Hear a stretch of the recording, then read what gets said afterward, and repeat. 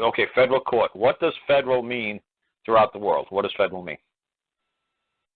I'm not exactly sure. Okay, it's simple.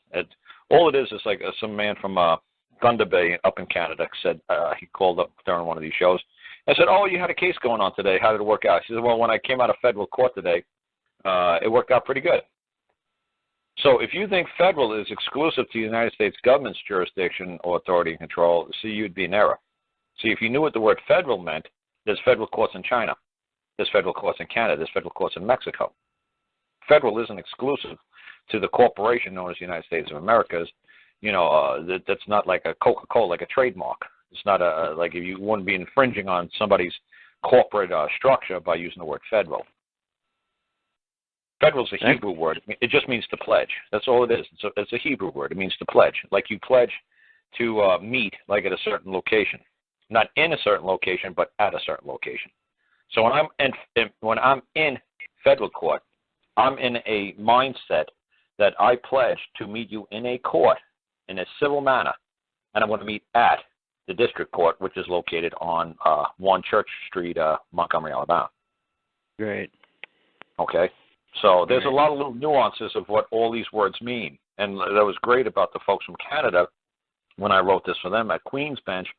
The court clerk lady was incredibly intelligent, and she went and she fixed all those words.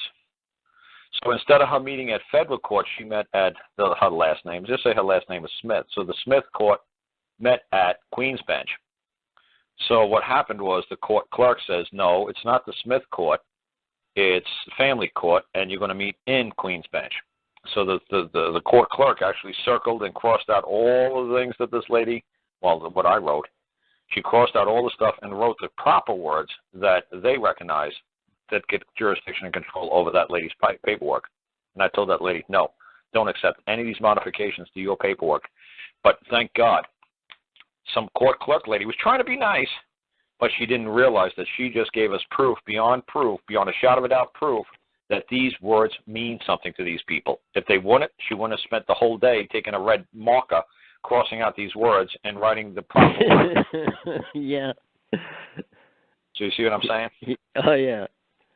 Right, so thank God that they actually sent me a copy of the revised version of my paperwork through the court clerk of Queen's Bench Eyes.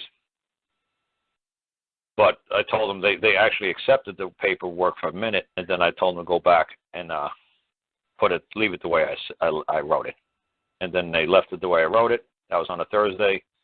Monday they went to court. They kicked their ass, and they worked out a deal to get back to the kids on Tuesday.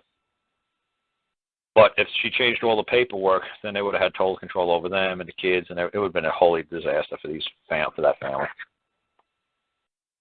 Well, yeah, I hope that helped with federal, Yeah, it did. So if this paperwork that I'm looking at, is it still being supported by your moving forward? Oh, absolutely.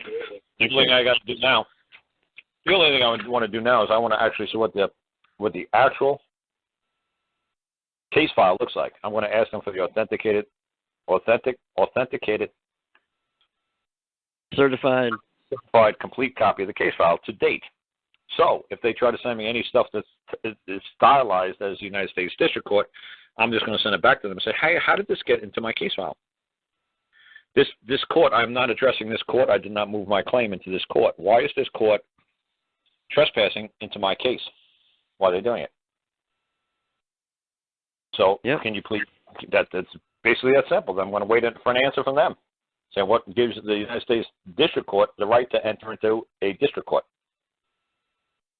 I'd like to know how you believe that you have why you're submitting any paperwork into my case. This is my case. Yeah. If you want to make a case against me, make your own case against me. Get your own case number. Get your own case file. Yeah. But all he's basically saying is like, look, is this or is this not a public courthouse? Yes. Is this where people from 2 different states can meet? Yes or no? Yes. Okay, so is there a reason why you won't allow me to seat a jury and let the jury hear my claim? Is there a reason why you deny me access to this public building?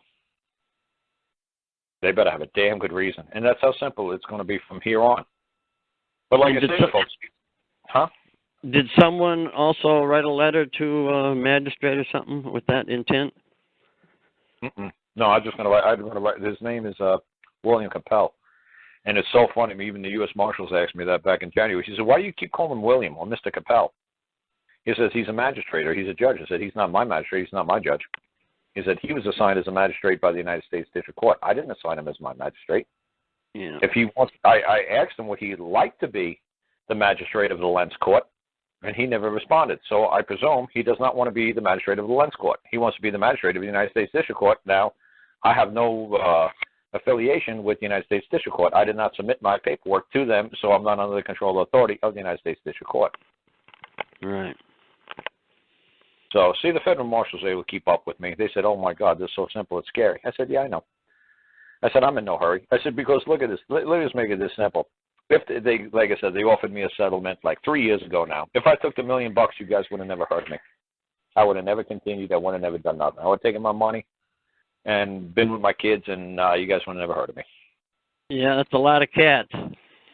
Yes, exactly. A lot of cash, a lot of cats, a lot of, you would never heard of me. But for some reason, I just said, no, man, there's got to be some more to this. There's got to be a reason why I'm going through all this. The money's not that important. If you look at my first 2 lawsuits, I didn't even have a dollar amount in there.